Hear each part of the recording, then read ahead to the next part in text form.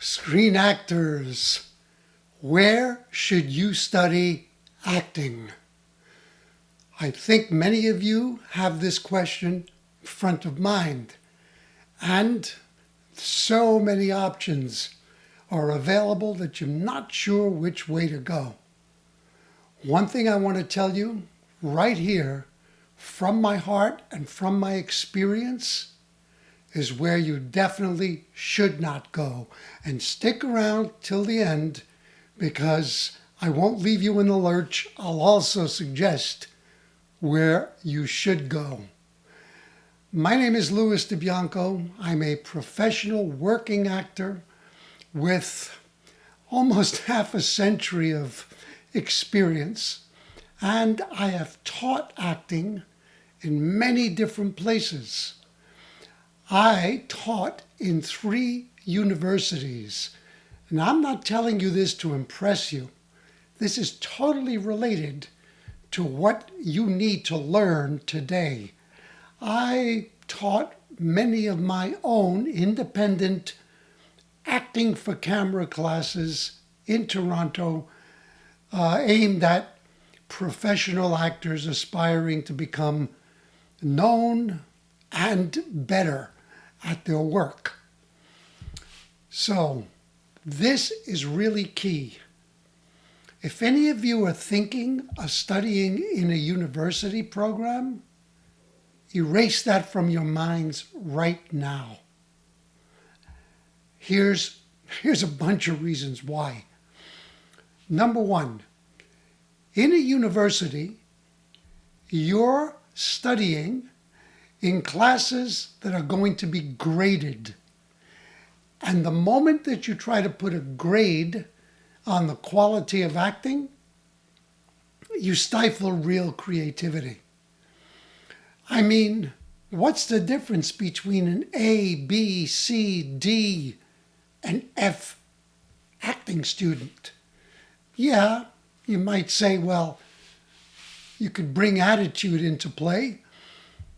But really, when you're looking at the craft, at the ability to execute bold choices, to take chances, to fall on your face, the only sensible grade would be a pass or a fail. That's it. You either put in the effort and commitment and you pass, regardless of whether your work is brilliant or not, or you didn't put in the effort and commitment and you fail. But universities don't work that way. Universities need a grading system because it's part of the bureaucratic structure. It has a lot to do with how courses are given a green light or they're pulled completely from the curriculum. So that's already set against you. Then, how classes are filled. This I learned, and I was shocked because I was naive when I first started teaching at York University. I thought that teachers were assigned classes according to their experience, their expertise. Not always the case. Often, teachers were assigned a class simply because they needed a body to teach that class and get funding from the university for that particular class. It was a budget concern. I remember a teacher, he was a great guy, and he was smart, but he was an academic. His expertise was book learning about acting, about theater, the history of theater, etc. They gave him an acting class. Huh? I mean, he could learn how to wing it, but do you think those students would be getting the best possible training? Absolutely not. And here's another sad reality that I saw and I opened my mouth about, but didn't make much of a difference. how they would accept students. In order for a course to get a green light, which means it will also get a budget, money will go to the department, you have to have a certain number of people showing an interest in that class and enrolling in it. So sometimes, just to get the right numbers, they would accept students who never should have been in an acting class. I could see it in the auditions that they did, that they had big obstacles in front of them, and that chances were that when they got out of school and they started competing, that they wouldn't find work. So I don't think those students should even have been allowed in the classes, but very often they were. People who would never become actors, but were excited about it as young people. They had a dream. And I felt bad because I felt, well, isn't that playing with people's dreams? Yeah, it is. But the university had a way to justify it. Then, not always, but in some cases, you're going to get ivory tower teaching. Here's what I mean by that. You have teachers who gain tenure, which means, it used to mean anyway, the only way they could get fired is if they did something absolutely, really, really awful. But as long as they were at least competent, if they showed up and they taught their classes, the quality of their work wasn't going to matter that much. And some of these people often had strong biases which were idealistic, that had nothing to do with acting in the real world. In one school that I taught in, the leading teachers were very political. So they were pushing political theater on students.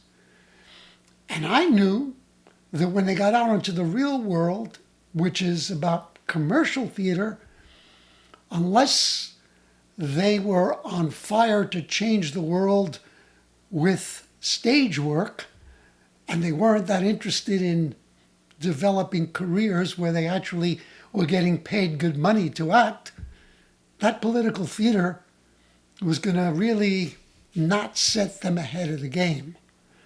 So the biases that I call ivory tower teaching, because, well, they're not related to what's happening in the real world.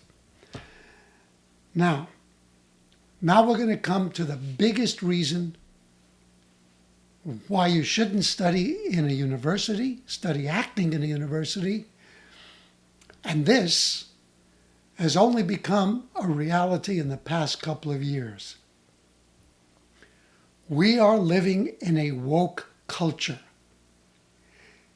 Woke culture is very dangerous for artistic expression.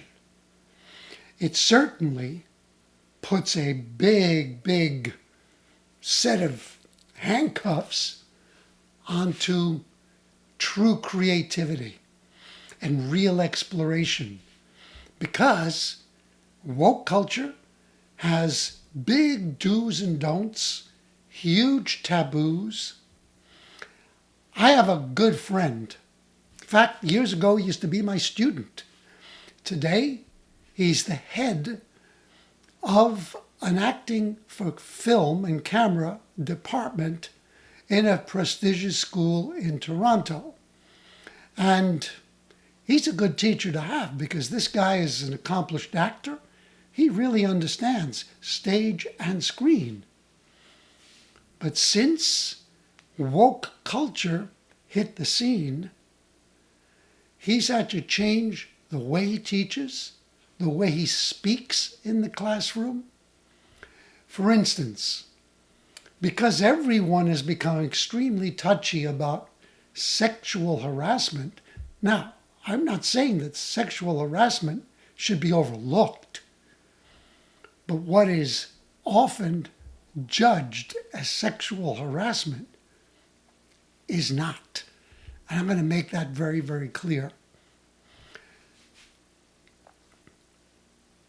They are not allowed in the classroom today to use many words that are in the scripts that students are going to be reading. This man has come to me and said he has students who've picked great scenes to do, and then they read them and they go to him and say, I can't do this scene, or I'm not going to say this line. And he goes, why? Well, because it has the word fuck in it, has the word shit in it. Hello? Scripts, good ones, are written to reflect the truth about people that people hide in everyday polite society.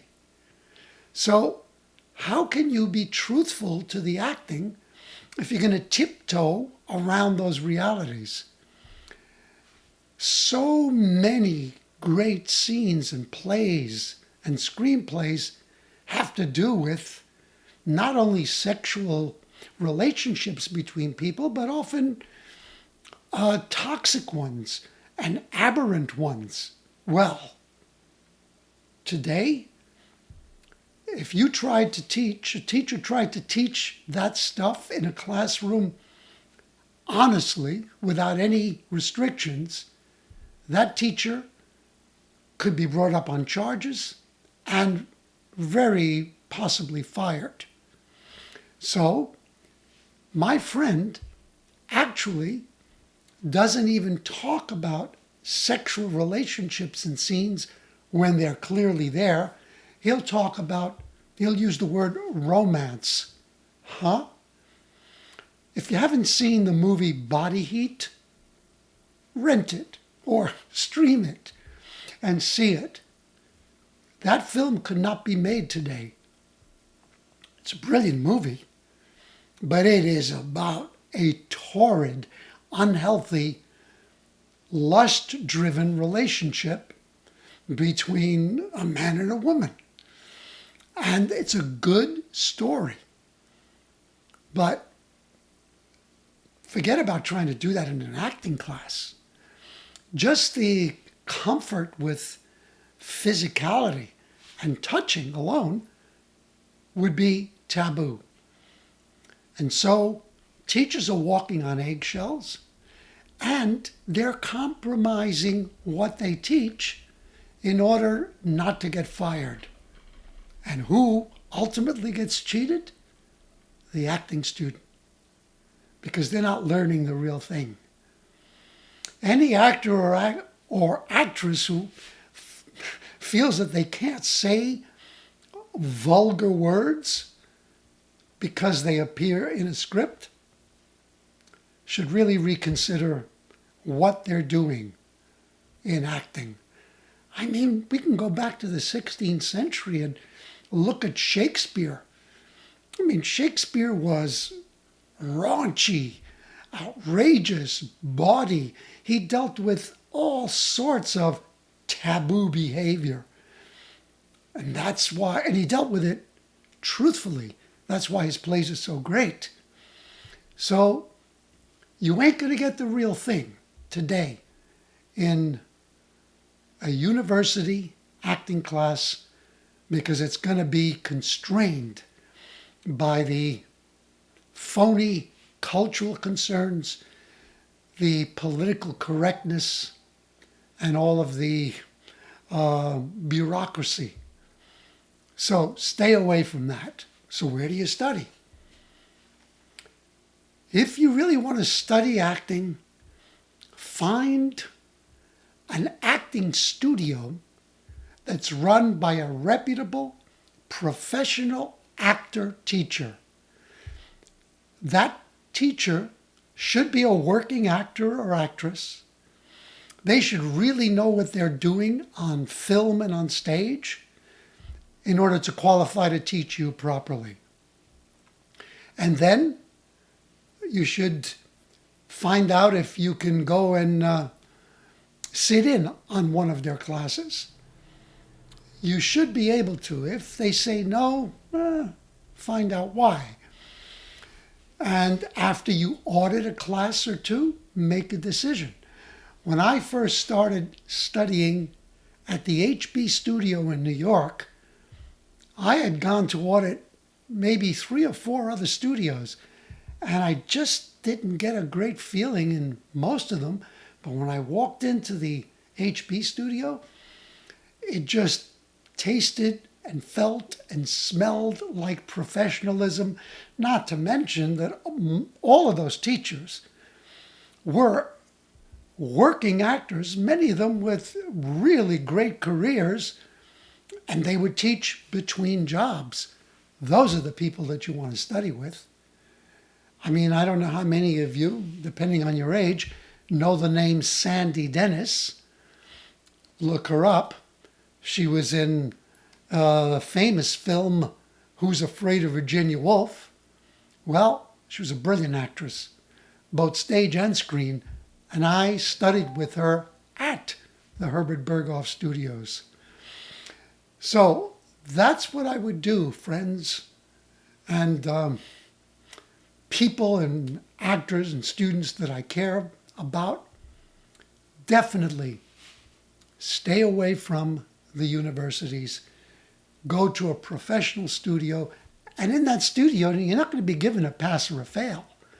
You're just going to be given insightful, positive criticism to help you grow your work. That's the only criteria that one should use. Growth. Are you getting better at your craft? That's it. There's no gold star put on your forehead or on a piece of paper. There's no 90 versus 80, 60 versus 40. That's nonsense. Are you growing? So for those of you who don't know me, I definitely have a great course online, which is all about self-taping mastery. But when you take that course, you'll discover that it's much more than about self-taping. It's about the art and the precise craft of acting for camera, which is so different than acting for the stage. I'm going to put a link to it below in this below this video, and check it out. Check it out to just find out for yourself if the course is for you, and also check it out to find out if you're interested in the bonuses that I'm offering you. And with that, I'm going to bring this video to a close. And I'm going to remind you that whenever you're auditioning, whenever you have a script in your hand, feel it first. Then say it. And if you do it in that order, most likely you'll mean it. And when you mean it, well, you stand a really good chance of booking the role. Go out and create stellar careers for yourselves. And please, let me know about it so I can share your win with the world.